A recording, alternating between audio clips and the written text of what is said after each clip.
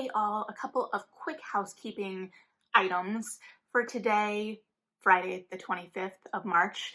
And today only, it is Bridgerton release day, and I know lots of people are very excited about that. I obviously am not talking about that today, and though I will of course be talking about it, and I know a lot of you are very interested in that, my response will be a little bit more delayed than I anticipated because my grandfather did pass away this week and services are this weekend. And so I will be with my family. But I also still did read a book this week that I wanted to talk about, and I finished this book after finding out about this, which, to be fair, I also knew was going to be coming sooner rather than later. And as I am 31, I am lucky to have gotten the years that I did. But I also really loved my grandpa, and there is some grief there. And I was reading When We Were Birds by Ayanna Lloyd Banwo, which was an anticipated book for me this year and also deals with themes of grief and renewal and legacy, specifically family legacy.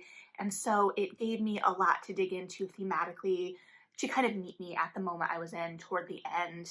Not completely, but in many ways it is a coming of age story. It follows Darwin and Yejedi very closely as they are both kind of coming into their own and striking out, and in some ways they're either taking on or embodying their family's legacy, whether through their own choice or not, or they're rejecting the legacy of their family. Again, sometimes their own choice or not. Both characters are faced with choices and circumstances that in many ways are larger than themselves, but grappling with these choices and circumstances help them come into themselves and ultimately make choices for themselves within the greater world and the greater context. Super vague, I know. But the novel opens up with Yejedi hearing a story at her grandmother's knee, and there's this oral tradition, this oral history here, and we get immediately thrown in to that oral storytelling, which I think really permeates the novel, especially in terms of the voice. So much of this feels like it could be read aloud and feels rooted in that oral storytelling. You can hear the voice of these characters and really get a sense of the spirit of the place that this is being set in. There is a lyricism to this voice, while also at times, especially in the establishing of place, feeling very staccato. This I think of most in terms of setting up the city that we're in, Port Angeles. And the novel takes place in the city and doesn't take place in the city at the same time, because Yejedi's section is largely in this manor house, this house that has been inherited through her family, through the maternal bloodline, and we see the people that inhabit the house with her and the family that is kind of the found family that has built up around her and her mother and her grandmother and that lineage, and the responsibilities to the dead that come with that lineage, and how those responsibilities have kind of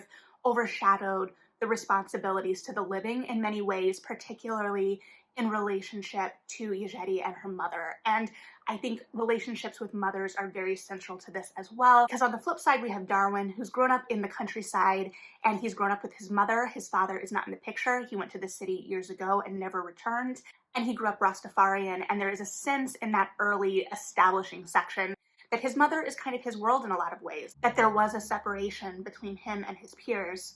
But we open with him kind of like standing in line to try and get some kind of work, and the only work that he can be given is at a cemetery in the city. And this goes against his beliefs in terms of interacting or seeing the dead. The narrative establishes, because again, I do not claim knowledge of the religion, that he can't interact with the dead. Like if his mother were to die, he wouldn't even be able to interact with his mother's body.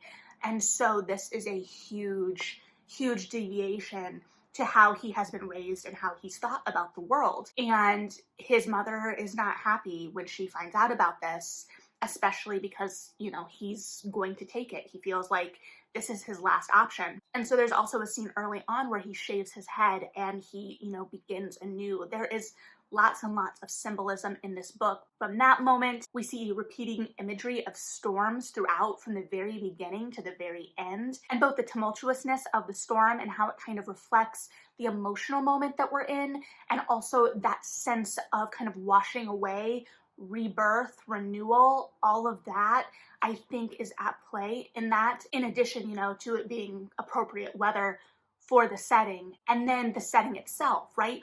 Most of this novel takes place in a cemetery. And I didn't realize that books that take place in cemeteries were something I liked, but I guess between this and Lincoln in the Bardo, maybe there is something there that I'm drawn to.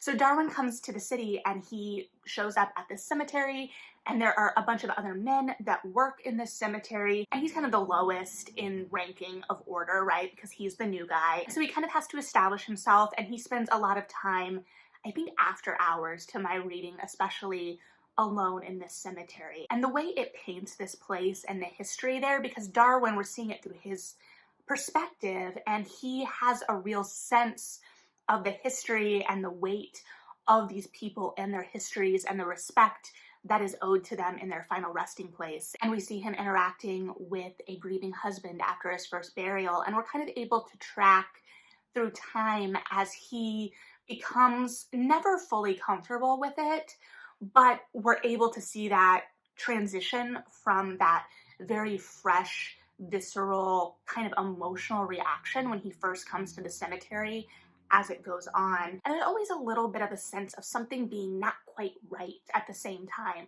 We get these hints on the periphery of Darwin, like keeps seeing this guy that he'll like chase, but he'll be like on the path because he doesn't want to run on the graves, and the guy will get away and he can't find him. Or just kind of the way he sees the other men interacting and how he kind of becomes a little bit more wise to the world in different ways. I would definitely say that he's a little bit more of our bright-eyed character, even though the narrative starts off with him in a place that's kind of against a rock and a hard place. He's had to make a choice he doesn't want to make, and he's put in a position that makes him uncomfortable. But there is also this still sense, I think, of wonder. And I got the sense as a reader that as a character, he really was trying to see the best in people and do the best that he could. And so having him in this place that, yes, we've got this imagery of death and renewal, but I also think of it as a place of transience. And then we have Yejide, and she doesn't spend as much time at the cemetery. She is at this house, and this house is kind of almost falling down around them. We get this sense of the weight of this lineage, and she also has a strained relationship with her mother, but in a much different way. She never has felt like her mother has had a place in her life for her. Her mother is a twin, and she's always felt that that relationship overshadowed anything with Yejide. And she's also on the cusp of change because her mother is dying. And when her mother dies, she will inherit the powers of this lineage that are responsible for helping the dead of this area. And she has a lot of resentment for her mother, and her ideas of this power and this responsibility are kind of tied up in that. And so it's both looking at that relationship and all of the relationships around her and how she's going to interact with the world. And here the ghosts are a lot more literal. They're physical presences in many ways, physical reminders. And they feel a little bit more solid because there is that emotional weight to them. And I thought that that was really interesting. And I also think that all of that is kind of tied up in that lyrical voice and this sense of history and lineage and responsibility within the family itself. But in many ways, both characters are coming into their own and have very real reminders or are making very real discoveries that in some instances, some cases, the world is going to get its way. And both go through some major shifts in thinking.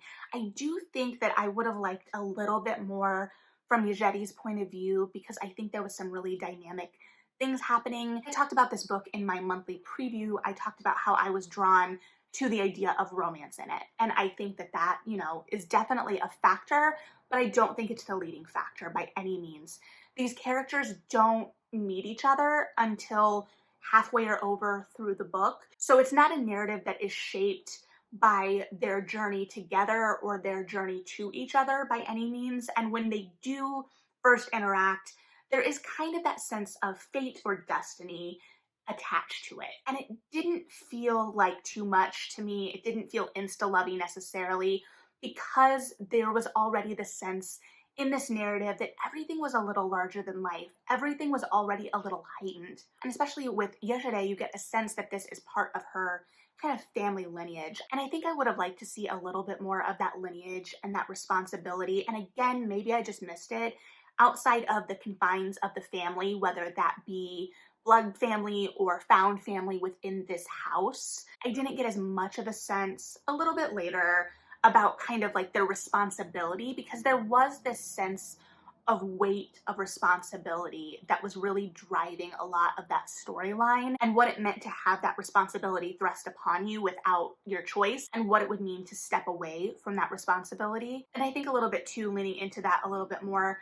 there is a plot line that really builds, that I'm not going to spoil, on Darwood's side of things, that really raise the stakes and the danger, and it kind of pulls us a little bit more into the idea of danger in the city and the outside, even while we're still largely contained to the setting of the cemetery. And while I thought that that plot line kind of overshadowed some of the other things we've been establishing at certain points, I also think it was very interesting because we were kind of largely focusing on Darwin and his idea and shifting perspectives on death and the dead.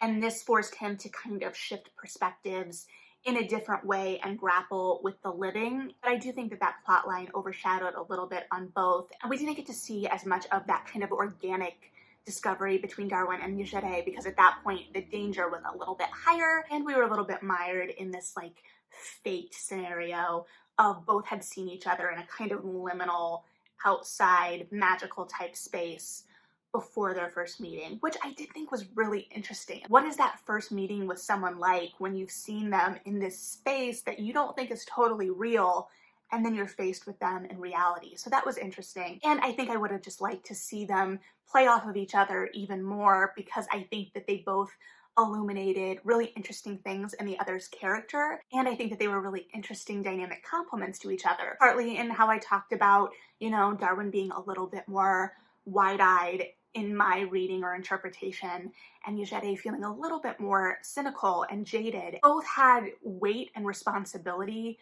on their shoulders, and both were reacting to it a little bit differently. Granted, their circumstances were different. And again, like I said earlier, all of this is kind of underlined throughout by the symbolism, whether it be the storm, the cemetery, the repeating bird imagery, and also just the voice that really makes it feel like we're being told a story. So it was definitely lyrical and magical, and gave some really compelling themes, and themes that were particularly pertinent to me this week in some ways, while at the same time I do wish it had delved even deeper into some aspects. And it's not a long novel, but the lyricism of the language did require me to sit with it. And I'm going to learn my lesson someday, because I feel like recently I keep picking up books like 300 pages or under that I'm like, yeah, I'm just going to speed through this. And I should know by now, especially with a blurb like this one, that that means that there is going to be a real intention and specificity to the language that's going to make me spend some more time with it.